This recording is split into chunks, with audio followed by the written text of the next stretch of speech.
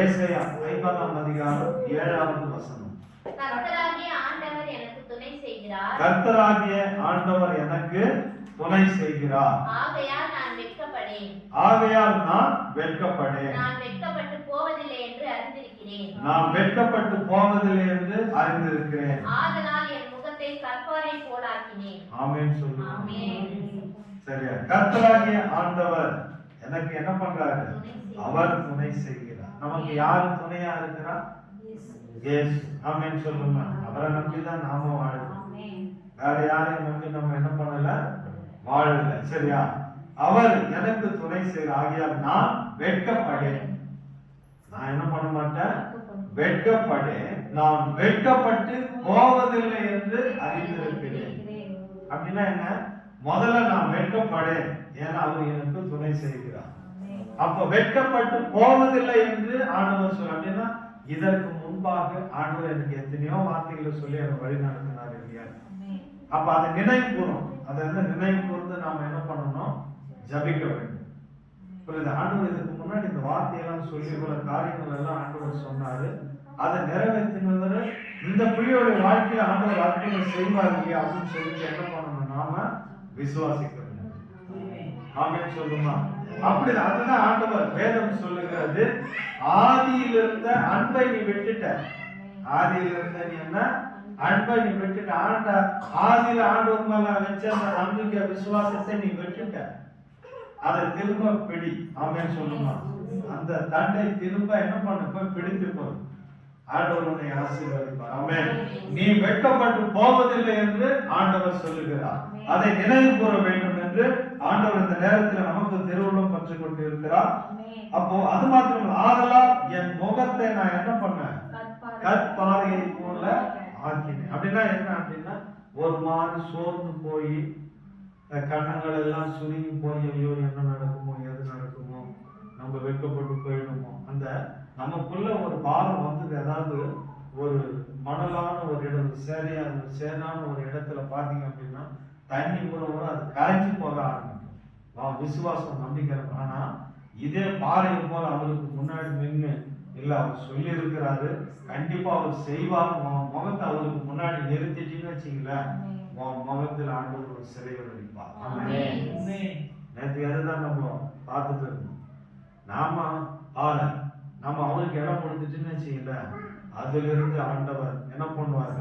ஒரு அழகான ஒரு தரிசனத்தை கர்த்தர் அடிப்பார். ஆமென் சொல்லுவாங்க.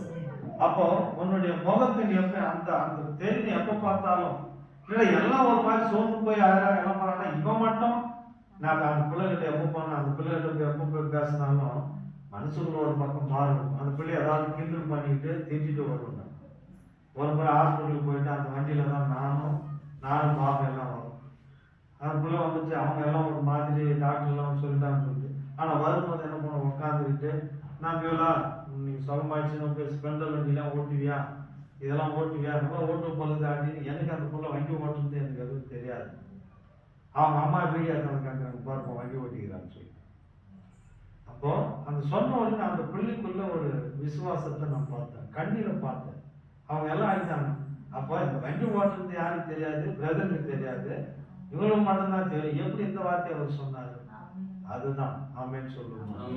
சரியா? எந்த நேரத்துல என்ன பேசினா நமக்கு விசுவாசம் வரும்?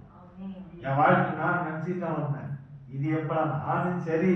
இந்த நேரத்துல ஆவியானவர் தான் சொல்றேன், நாம இங்க இருக்கிறோம் அப்படின்னா, இந்த பலிபீடத்துல நிற்கிறோம் அப்படின்னா, ஆண்டவர் உன் தேவைக்காக உன்னை சந்திக்கும்படி ஆண்டவர் பேசுவார். யாரும் அப்படின்னா சரியா, நீ வெட்கப்பட்டு போவதில்லை என்பதை நீ அறிந்திருக்கிறேன்.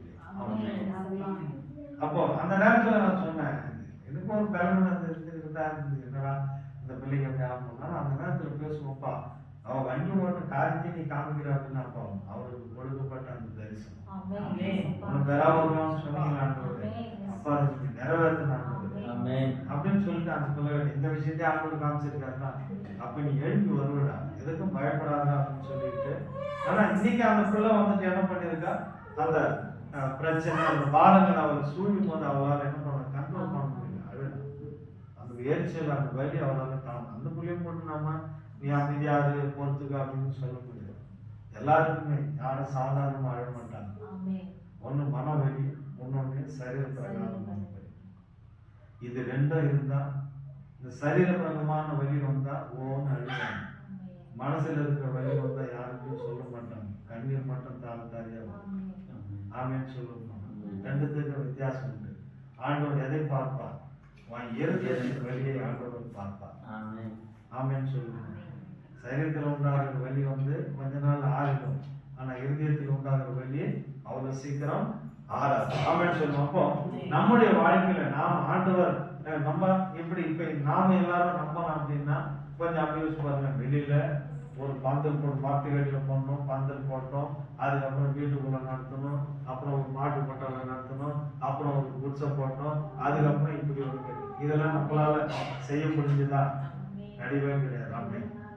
வேலையில இருக்கும் போது இதை கட்டல, புரியுங்க. வேலை இல்லாதப்ப ஆண்டவர் கட்டி பிடிச்சார்.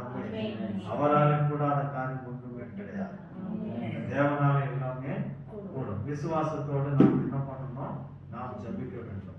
அப்ப என்ன சின்ன சின்ன காரியம் நம்முடைய வாழ்க்கையில் ஆண்டவர் செய்த அந்த காரியங்களை விசுவாசித்து நம்முடைய சபையில இதெல்லாம் நடக்க வேண்டும் என்று நாம் தேவனிடத்திலே ஜெபிக்க வேண்டும். அப்பொழுது உன்னுடைய முகமானது எப்படி இருக்கும்?